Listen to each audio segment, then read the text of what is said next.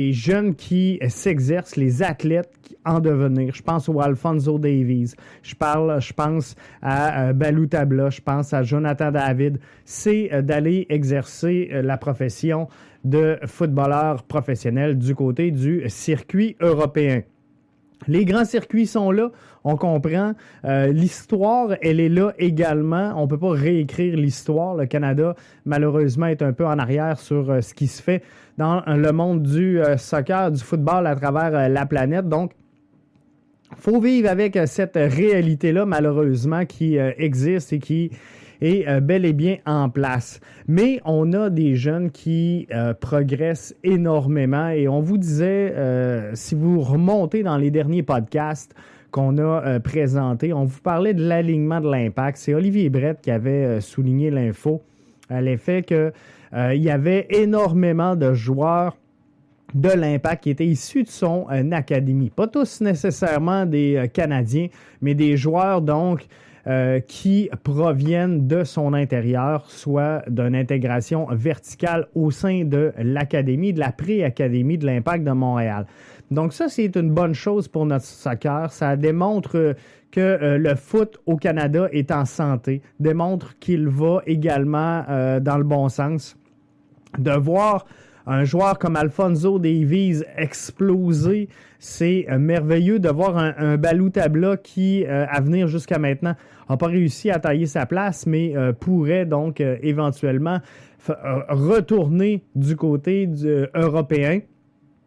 Question de faire le grand saut.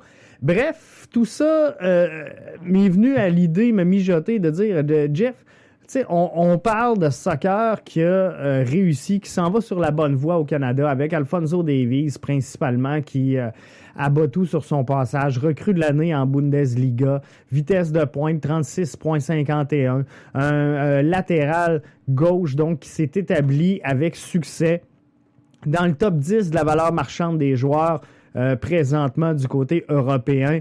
Va faire parler énormément de lui, va faire parler du Canada. Et on a ici une fenêtre incroyable qui s'ouvre avec la Coupe du Monde 2026, avec le programme de reconnaissance des clubs. C'est également un pas dans la bonne direction pour développer et le soccer, et les athlètes, et les clubs un peu partout au Québec et à l'intérieur du Canada. Donc, on s'en va littéralement dans le bon sens.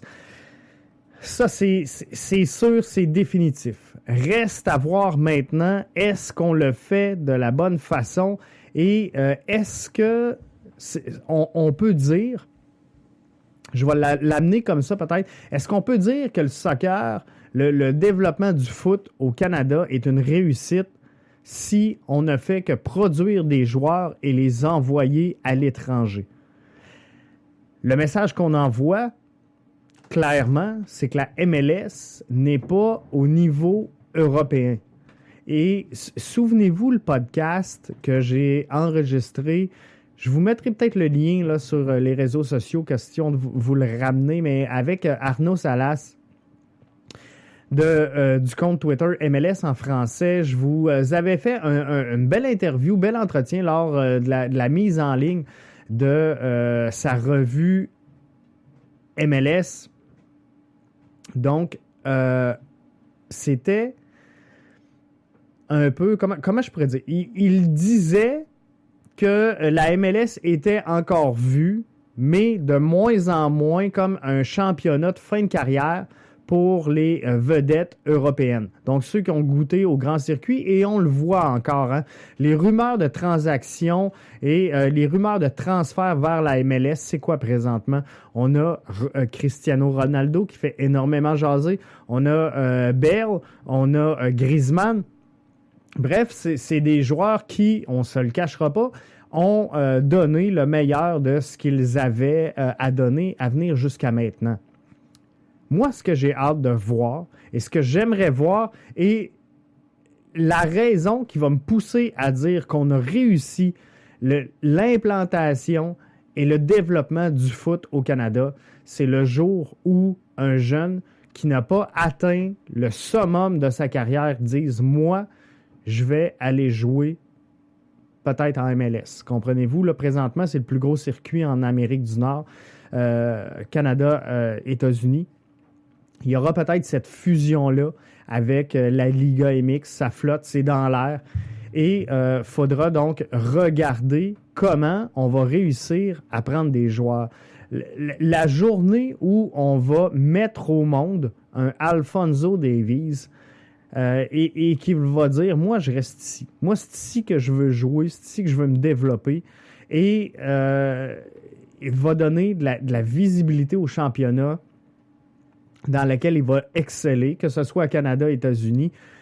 Là, à partir de ce moment-là, moi, je pense qu'on va être en mesure de dire qu'on a réussi l'implantation du foot ici, dans le nouveau continent. Comprenez-vous? Ça, c'est ma position. Elle est bien personnelle. Vous pouvez la partager. Vous pouvez ne pas la partager également.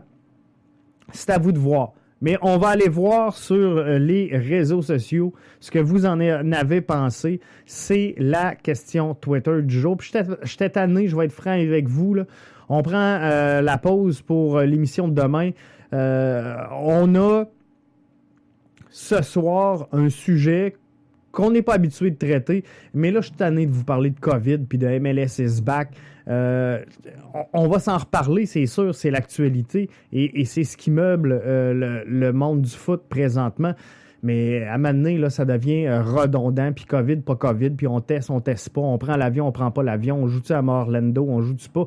Bref, c'est le fun de voir d'autres choses. Donc ce soir, c'était bien. Alors c'est dans cette veine-là que m'est venue l'idée de pondre la question Twitter du jour. On y va à l'instant.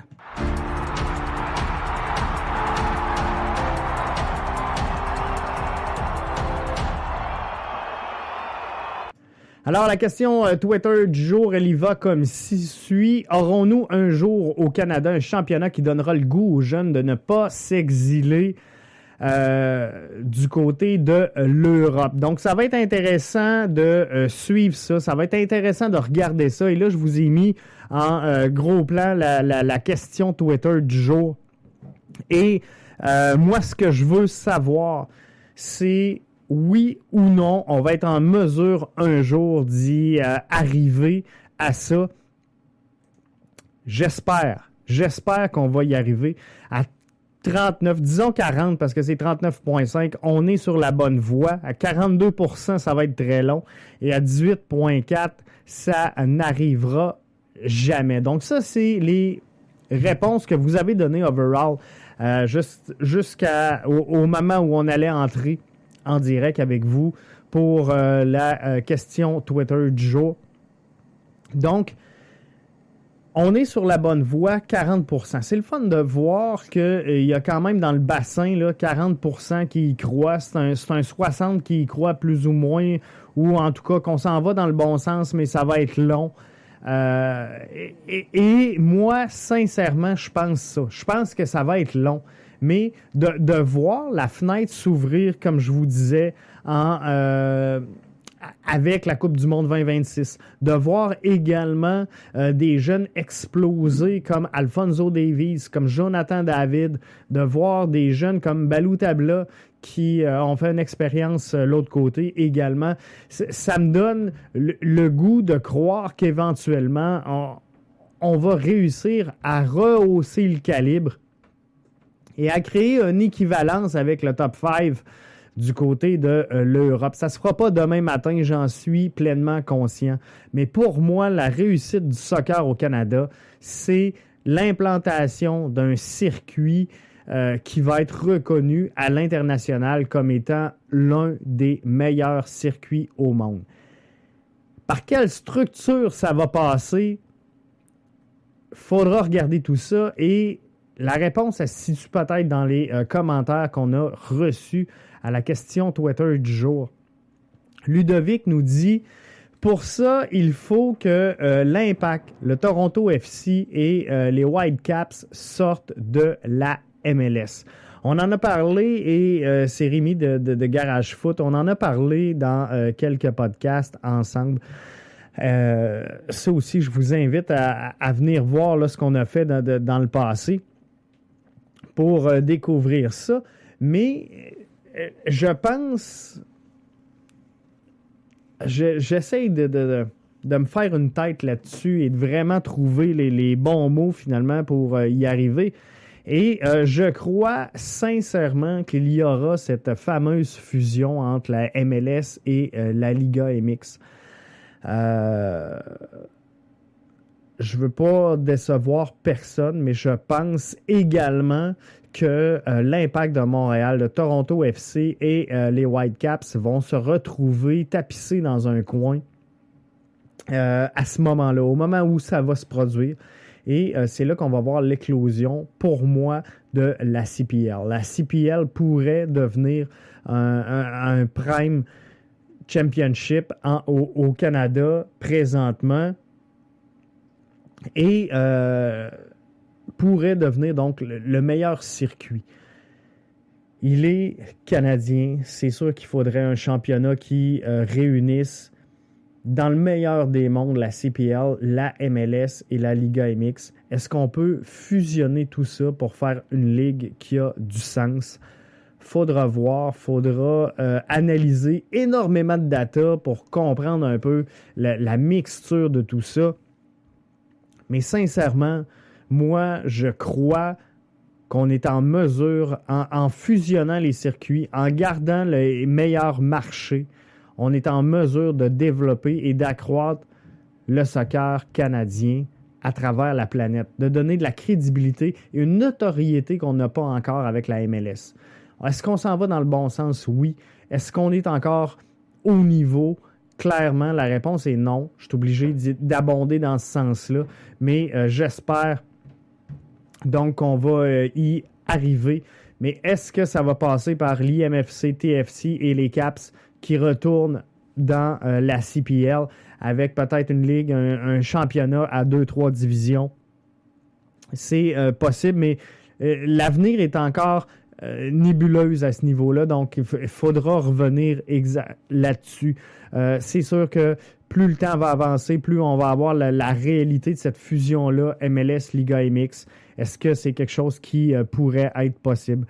Est-ce qu'on ne peut pas mettre l'emphase peut-être sur le championnat canadien?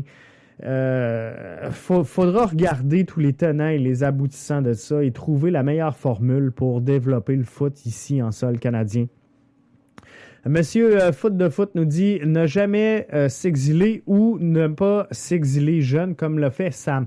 Sam Piette est un exemple. Donc, moi, je dis le jour, et c'est ce que je répondais à Mr. Foot, moi, je me dis que le jour où nos jeunes voudront faire carrière ici, on pourra vraiment dire qu'on a réussi à construire de quoi de bien.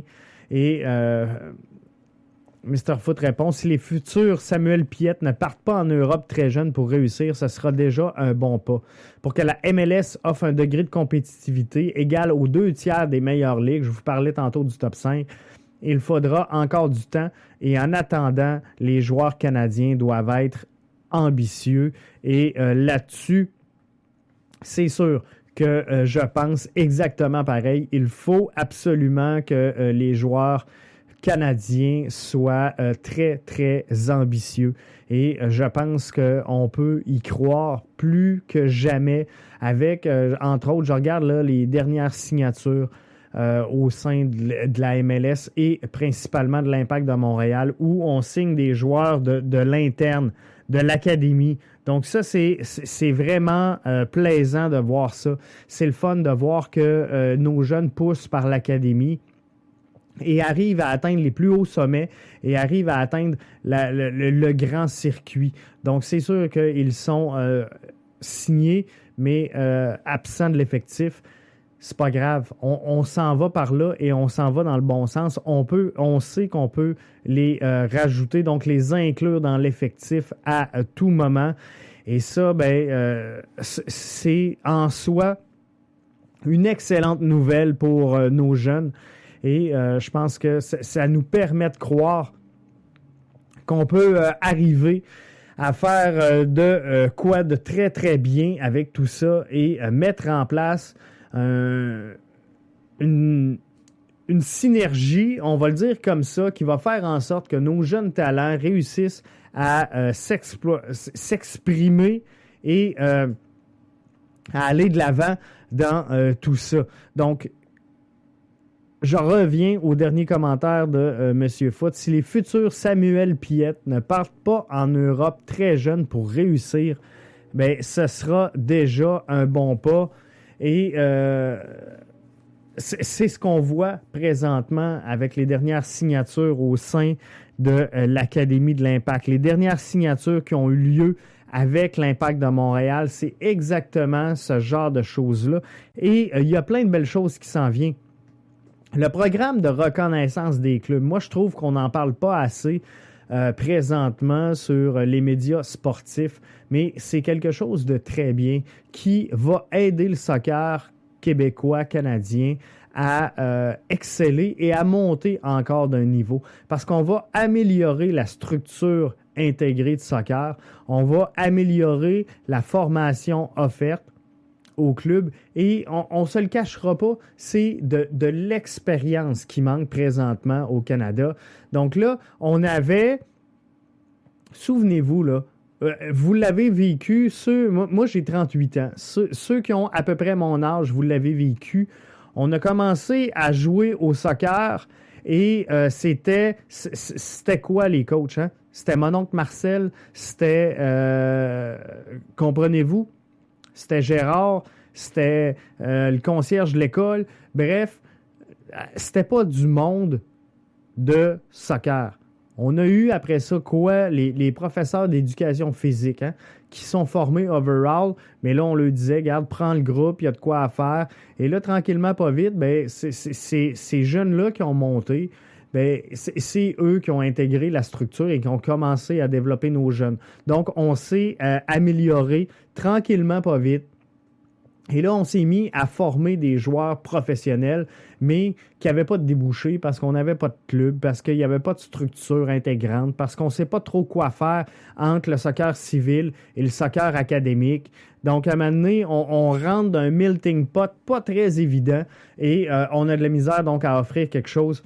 Donc, ces jeunes-là, ils ont fait quoi? Ils sont rentrés dans la structure et ont amélioré encore d'une coche. Et là, ben, on voit tranquillement, pas vite, des jeunes, des joueurs qui prennent leur retraite, mais qui décident de rester ici et de s'investir auprès de nos jeunes. Donc, la structure, elle s'améliore toujours, comprenez-vous? Si demain matin, je vous donne un exemple, Anthony Jackson-Hamel, Samuel Piette, et Balou Tabla, et c'est vraiment à titre spéculatif, là, il n'y a aucune visée derrière mes commentaires, mais c'est pour vous imager le propos. Si ces trois joueurs-là, demain matin, disent « Nous, on prend notre retraite, mais on est bien ici, on est bien au Québec. Nous, on va entrer dans le soccer, dans le modèle québécois, et on va s'impliquer. » Bien, les jeunes qui vont apprendre de ces gens-là vont devenir meilleurs, comprenez-vous?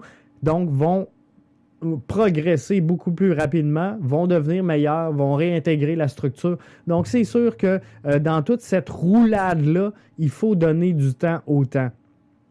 Mais il faut investir également les efforts, les énergies et les ressources aux bonnes places. Donc, d'avoir des gens dans la structure, dans la pyramide, qui sont capables de voir le soccer et d'en parler, de le développer, et d'avoir des gens qui ont une compétence sur la nouvelle réalité du soccer et qui sont capables de s'adapter aux nouveaux modèles et aux nouveaux styles de jeu qu'on voit un peu partout s'établir à travers le globe. Je donne, comme par exemple les clubs 3A, on voit clairement au cours des dernières années une progression du talent et du niveau de jeu dans ces ligues-là. Si on regarde la progression de la PLSQ, on observe également une progression du talent et de la qualité offerte. Par contre, pour un joueur présentement, partir de la PLSQ pour aboutir en MLS, le gap entre les deux est très, très, très élevé. Donc, il y a une différence. Il faut améliorer cette structure-là et lui donner, selon moi, un sens logique et s'assurer de ne pas perdre dans la structure des jeunes avec un potentiel très fort, même s'ils n'ont pas de potentiel académique. Et ça, je pense que c'est important également de trouver une solution à cette problématique-là si on veut favoriser l'éclosion du soccer à travers tout le Québec, à travers tout le Canada. Donc, présentement, on ne se le cachera pas, si on a des dépisteurs de clubs qui se promènent dans les effectifs et qui viennent voir les Philippe Lafroy de ce monde qui visitent, ils n'iront pas voir, croyez-moi, un match U12 entre Bécomo et Sept-Îles, comprenez-vous? Ils vont aller voir peut-être un parcours académique, donc des jeunes qui sont au collégial 3A, des jeunes qui sont dans le circuit universitaire avec la Coupe U Sports, qui sont plutôt élevés en 3A, donc U16, U17, U18, U21, 3A. Donc, c'est là qu'on va aller recruter et chercher du potentiel. Par contre, quand on le fait dans la démarche académique, donc on va chercher des joueurs collégiales 3A, des joueurs universitaires 3A, bien, c'est pas tous les joueurs qui vont suivre une carrière académique, comprenez-vous, parallèle à leur carrière de joueur. Donc, il y en a qui n'ont aucun intérêt pour l'école, pour des longues études. Donc, il y en a qui vont sauter directement en DEP, en formation professionnelle, en formation sur mesure, formation en entreprise, peu importe. Mais ces talents-là, j'ai l'impression qu'on les perd dans le système et qu'on pourrait mettre la main sur certaines pépites qu'on laisse glisser parce qu'ils n'ont pas le 70% pour atteindre les sports-études de notes académiques, parce qu'ils ne surperforment pas dans certaines matières. Bref, il faut faire attention parce que c'est là qu'on peut perdre également énormément de pépites, des joueurs très intéressants à haut potentiel. Et il y a bien sûr le lien également avec l'argent qu'il faudra trouver une façon de faire. On sait qu'en Europe, de jouer développement ou de jouer, comment on pourrait appeler ça, sur le circuit compétitif, ne demande pas d'efforts financiers supplémentaires aux parents et à certaines organisations. Moi, j'ai un jeune qui se développe présentement dans le réseau 3A et on est chanceux, on touche du bois. Notre situation, elle va bien présentement et on est en mesure de le faire. Mais sincèrement, je suis issu d'un milieu modeste, on va le dire comme ça. Et moi, j'ai joué au soccer, j'ai pas souffert de rien. J'ai été en mesure de grandir dans cet environnement-là et de me développer.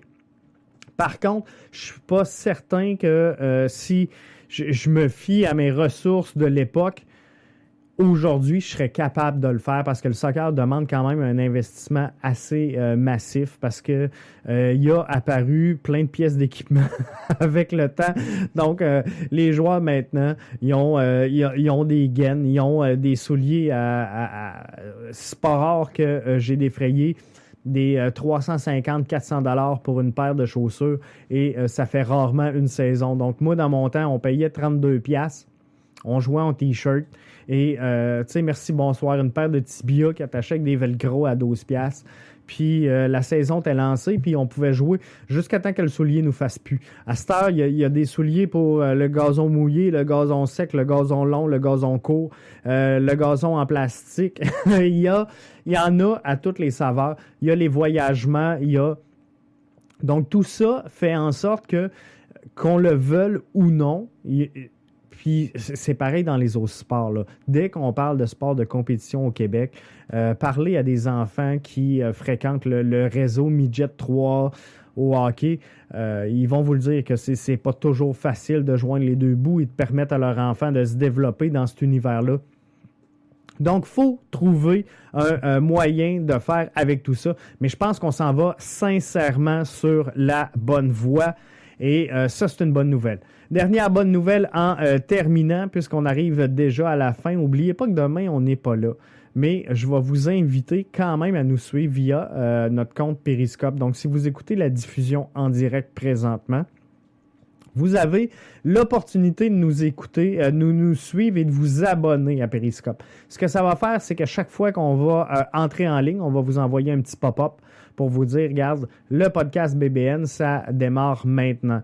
Donc, les gens qui s'abonneront au podcast BBN et qui sont abonnés maintenant également, je les rentre dans le même paquet.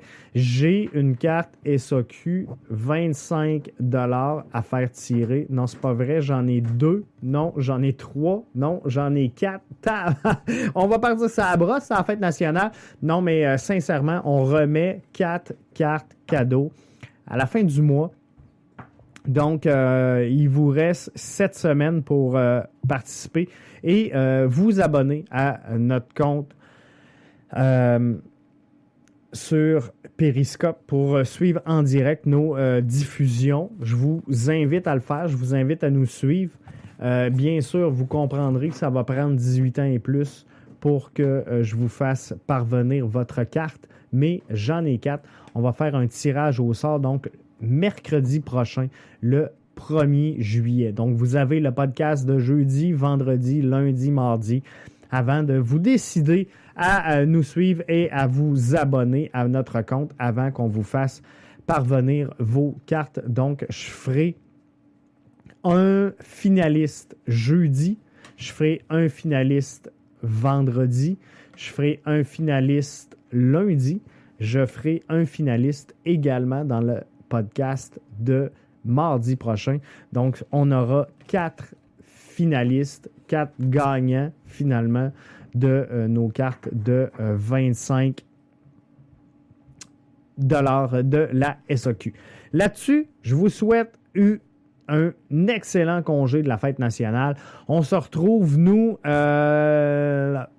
jeudi pour une prochaine émission, prochain podcast, et je vais vous inviter à participer à notre question Twitter du jour à chaque jour de podcast. Donc, du lundi au vendredi, on vous met, exception de demain parce qu'on n'est pas là, on vous met une question Twitter sur le compte finalement du podcast BBN. Je vous invite à suivre ça et à participer en grand nombre parce que c'est ce qui met l'interaction là-dessus. Je remercie tous les gens qui nous ont suivis ce soir en vite. De même, là, je vois Beto Mora, je vois Claude, je vois Coffin, je vois Michel. Merci à tout ce beau monde-là qui était là avec nous et à tous les autres là, parce que j'ai de la misère à suivre tout ce qui se passe en direct, mais on s'améliore. On s'en vient bien. S'en vient à l'aise dans nos nouveaux studios. On attend encore quelques petites choses pour ajouter au contenu et à l'interactivité, mais on s'en va dans le bon sens, visiblement. Alors, ciao, bye, merci de nous suivre et jeudi, on est de retour 20h pour une nouvelle édition de votre podcast BBN.